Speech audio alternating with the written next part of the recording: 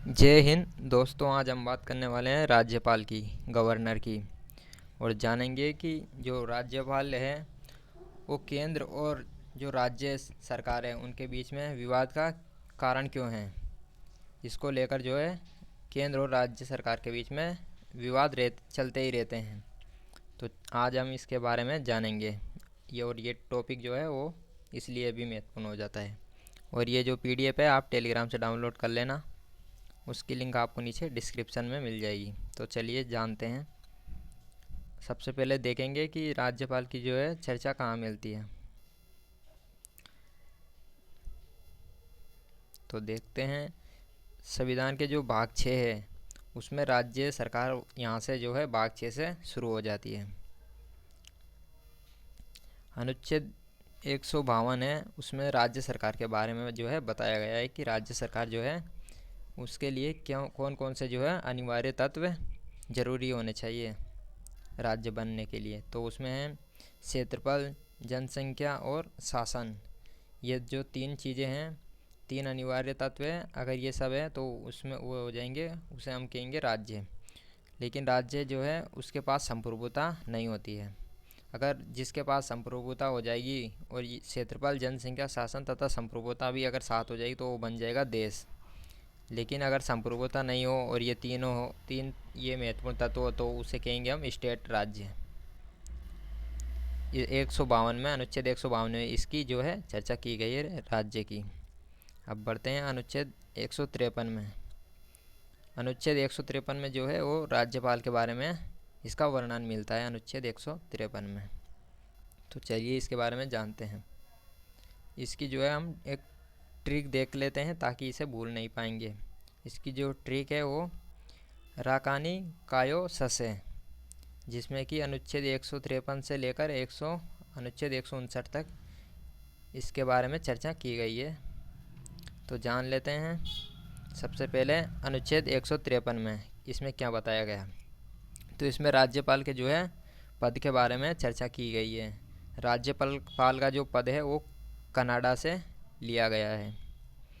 अब यहाँ पर कुछ बातें जान लेते हैं, जैसे कि एक राज्य का एक राज्यपाल हो सकता है और एक या दो राज्यों का जो है एक राज्यपाल हो सकता है। लेकिन जो दो राज्यपाल हैं वो एक स्टेट के एक राज्य के जो है राज्यपाल नहीं हो सकते हैं।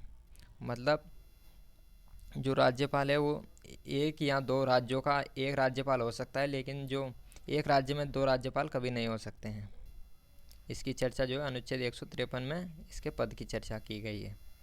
अब देखते हैं अनुच्छेद 154 के बारे में। इसके बारे में क्या बताया गया। इसमें बताया गया है अनुच्छेद 154 में कि राज्यपाल जो है वो कार्यपालिका का प्रधान होगा। प्रधान मतलब औपचारिक रूप से राज्यपाल प्रधान होता है, लेकिन वास्तविक रूप से जो है उसका कार्यपालिका का प्रधान होता है वो सीएम होता है, चीफ मिनिस्टर होता है, मुख्यमंत्री। इसके बारे में इसकी चर्चा की गई। अब देखते हैं अनुच्छेद 155 में क्या बताया गया है। इसमें बताया गया है राज्यपाल की नियुक्ति के बारे में कि उनकी नियुक्ति कौन करेगा और कैसे करेगा। तो अनुच्छेद 155 में बताया गया है कि जो राष्ट्रपति है वो राज्यपाल की नियुक्ति करेगा, लेकिन प्रधानमंत्री की जो है उसे सलाह लेनी पड़ेगी। अब बात करते हैं अनुच्छेद 156 की। इसमें राज्यपाल के जो है कार्यकाल के बारे में बताया गया है। राज्यपाल जो है वो राष्ट्रपति के प्रसाद पर्यंत रहेगा, मतलब राष्ट्रपति जब चाहे, राष्ट्रपति की जो है इच्छा के अनुसार रहेगा। राष्ट्रपति जब चाहे उसे हटा सकता है और जब चाहे उसे वापस नियुक्त कर सकता है। अब देखते हैं कि अनुच्छेद 157 में जो है राज्यपाल की योग्यता के बारे में बताया गया है कि वो जो है भारत का नागरिक होना चाहिए, उसकी आयु 35 साल होनी चाहिए और वो पागल नहीं होना चाहिए और दिवालिया नहीं होना चाहिए। दिवालिया का मतलब जो है वो कर्ज में डूबा नहीं होना चाहिए। दिवालिया का मतलब ये होता है कि कर्ज में किसी के पैसे उन्होंने नहीं ले रखे हों, कर्ज में नहीं डूबा हुआ हो, दिवालिया उसका मतलब होता है। अब यहाँ पर जान लेते हैं अनुच्छेद 158 में क्या कहा है। तो इसमें शर्तें दी गई है, कंडीशंस, कि जैसे अगर वो राज्यपाल बनना चाहता है तो मतलब उसमें वो जो है संसद का सदस्य नहीं हो और ना ही वो विधानमंडल का सदस्य होना चाहिए। और वो जो है जिस राज्य में उसकी नियुक्ति होती है उस राज्य का वो निवासी भी नहीं होना चाहिए। अब देख लेते हैं अनुच्छेद 159 के बारे में। इसमें राज्यपाल की शपथ के बारे में, ओथ के बारे में चर्चा मिलती है। अब इसे शपथ कौन दिलाता है? तो इसे शपथ तो राष्ट्रपति जो है, राष्ट्रपति तो इसे शपथ दिलाते नहीं हैं। तो कौन दिलाता है इसे? हाई कोर्ट के जो मुख्य न्यायाधीश होता है वो जो है राज्यपाल को शपथ दिलाते हैं।